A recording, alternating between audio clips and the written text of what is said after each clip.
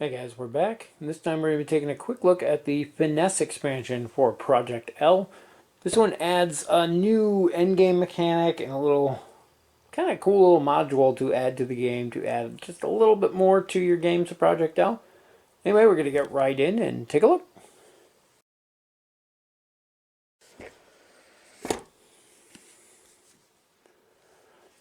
So there's not a lot inside the box here. We have our coins, which I love these. I talked about them in my unboxing videos. They are huge, heavy metal coins, and these are really thick and sturdy coins. They're actually super heavy duty and better than some of the coins I actually paid a ton of extra for to add to my games to deluxify them. So I'm kind of impressed with those. They're going to be used as a reward when you complete the different objectives. You're going to get these coins, and then during your next following turn, you can't use them the turn you earn them, but on future turns, you can spend 2 credits to basically take an extra action during your turn. So that's kind of cool. And then the other thing in here are these finesse tokens, and these are kind of cool. And they are split up, and they're all a mess now because I dumped them out. But they're labeled into A, B, and C. So we got our C's.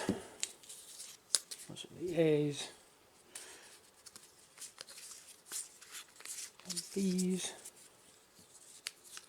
And a couple more A's. So there you go. We got our A, B's, and C's. And then when you're setting up the game, you're randomly going to take 2 tiles from A. We'll go those 2.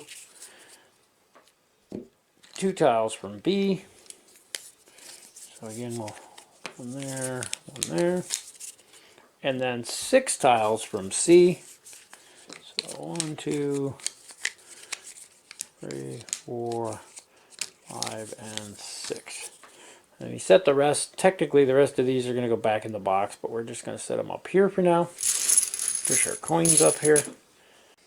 So in the end, you should have 10 tiles here. 6 C's, 2 B's, 2 A's. And then you're going to shuffle these up. And then they are going to be laid out across the board.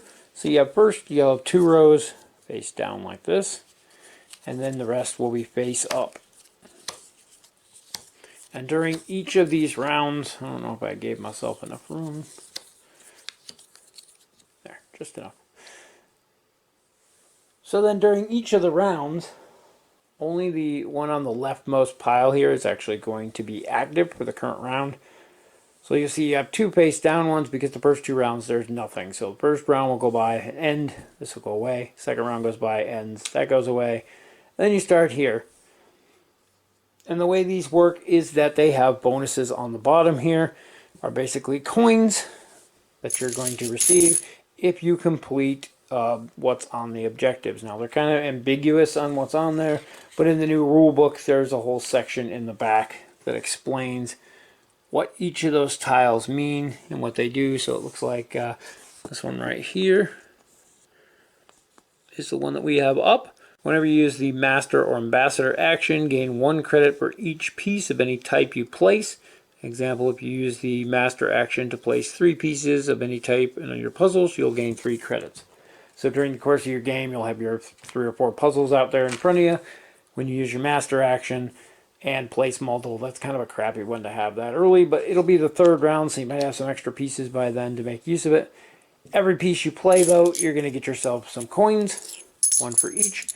And then these again go off to the side. On your next turn, they become active and you can spend them for those extra actions.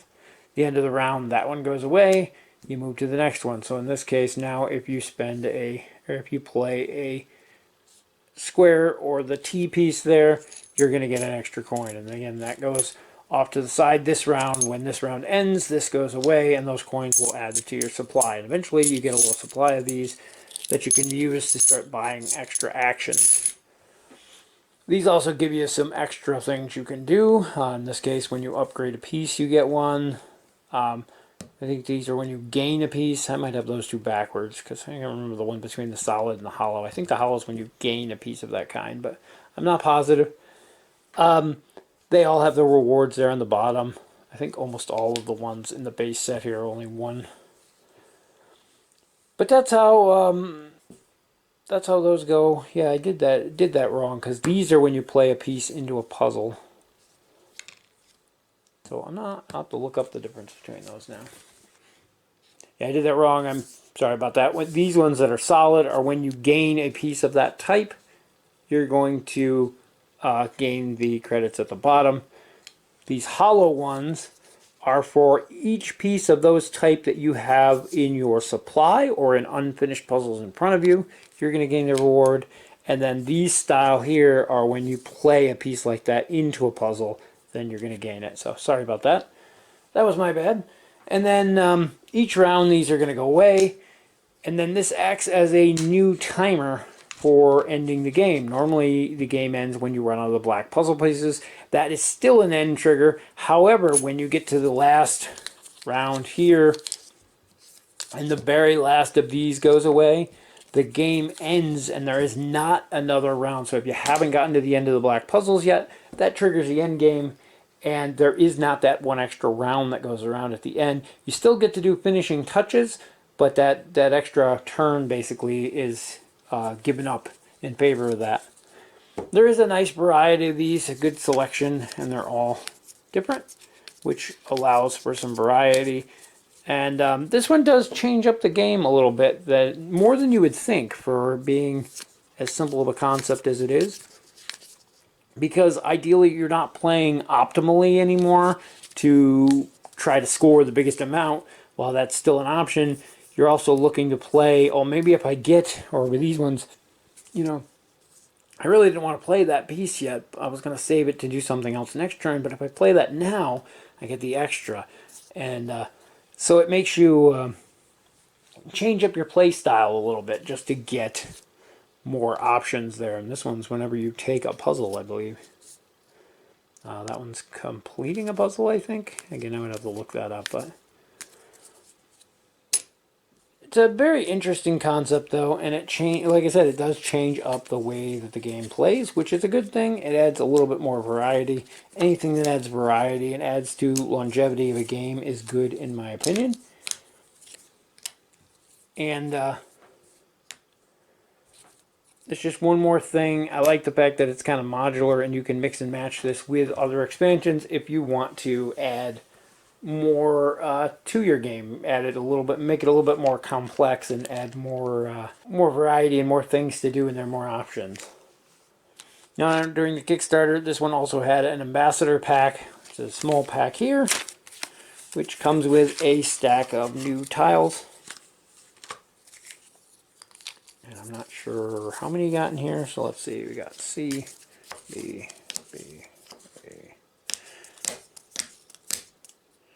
It's like 2 new A's, 2 new B's, and 6 new C's. So basically a whole set of what you're going to use throughout the course of a game. Those are your 2 new A's. I want to say these had different rewards.